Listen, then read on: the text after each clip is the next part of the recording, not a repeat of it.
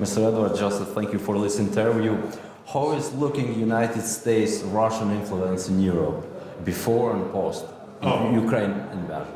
Well, look, even before the February 24th invasion, the United States was very concerned about Russian influence, what we call hybrid warfare, using disinformation techniques to create divisions in Europe. After the February 24th invasion, we are alarmed. We're alarmed because we see the threat that Putin poses to, not just to Ukraine, but to European security, Western values, and in that fashion to American security. So we are very concerned about Russian influence, not just in the Russian actions in Ukraine, but also Russian influence, including in this region. How are you looking Russian influence in the Balkans? Because Putin always make trouble not just in Europe and in Balkans, especially in Montenegro, Kosovo, and Bosnia and Herzegovina. How do you see the problem? Vladimir Putin, to benefit from the problems in the Balkans, does not need to make a new war.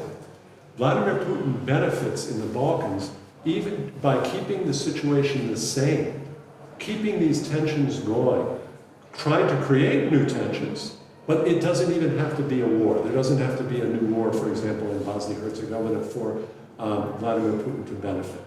As long as the situation stays like this, the confidence in this region, in the United States, and in the European Union goes down.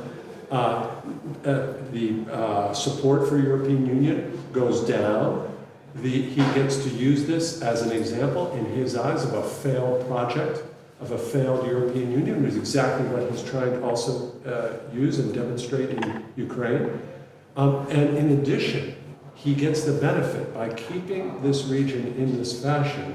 He has an ally who helps him carry out the agenda. And that ally is in Serbia. That is President Aleksandar Vucic, who has demonstrated, even before the invasion, but now we see it with the clarity after the Russian invasion, that he is Vladimir Putin's partner in this same agenda of keeping this region divided and trying to divide Europe. Could Putin use Aleksandar Vucic to make trouble, for example, in North Kosovo, especially in Bosnia, with Milorad Dodik, to destabilize these two states? The game is not that Vucic will have Dodik make trouble. It's that Vucic benefits from this potential destabilization. So this is how the game goes. Because people are afraid that Dodik will start something because he has Russian support, then US and EU then have to turn to Belgrade and have to turn to Aleksandar Vucic. Oh, please, will you please help us control Dodik? And this is a game. This is what we call in the United States a racket. It's a scam. Aleksandar Vucic is proposing exactly the strategy that Dodik carries out. He pretends that he respects Bosnian sovereignty. Meanwhile, he talks about Serb rule and carries out Serb rule policy, undermining sovereignty of Montenegro, and also preventing Kosovo from moving forward, blocking Kosovo in all international organizations. So Aleksandar Vucic carries out a similar agenda. He does not have to have a new war.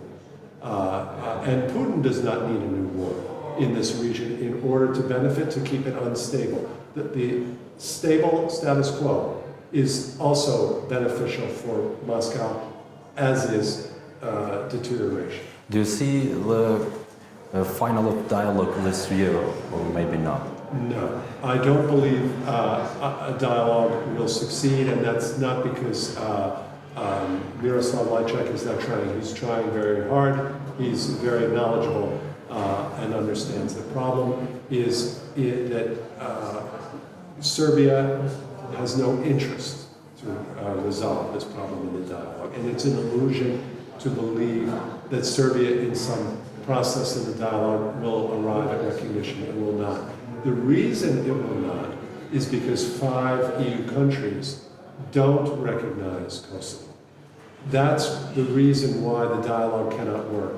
It cannot work because as long as they don't recognize Kosovo, Serbia doesn't have to recognize Kosovo. And Serbia, we know, does not want to recognize Kosovo. It's actively hostile to Kosovo. Kosovo applied to join Council of Europe. Council of Europe is a means of cooperation. Why should countries that want to have good relations with their neighbors, why should they not want Kosovo in Council of Europe? And in Belgrade, the reaction was hostile, complete hostility to this. And that's the reason. The reason is there is no interest in Belgrade to do this. As long as it has these 5 EU recognizers, it continues to play a game, an illusion that it will join the European Union and play along. And this is why Open Balkans is also another illusion that gives legitimacy to Aleksandar Vucic, but changes nothing in his policy. And last question, after Putin, does we have to see another Putin? Look, it's a very hard question to answer because Putin is a very destructive leader, but he's created a system that rewards these very aggressive policies that are supported by a power structure. So Putin has created in Russia a power structure where people have interest to support him. If he were to fall, we would have to see, there would be certainly a possibility, but this would be a strategic decision on the part of the Russian people. Just like Serbia has to decide and cannot pretend it's going for European Union, but really carrying out same type of policies as Putin, but through other means. In that case, Russia would also have to decide. If Putin falls, Russia would have to decide, do we want to be a constant source of aggression and tension, or do we want to have a relationship of respect with the United States and with the European Union? Thank you, Mr. Edman.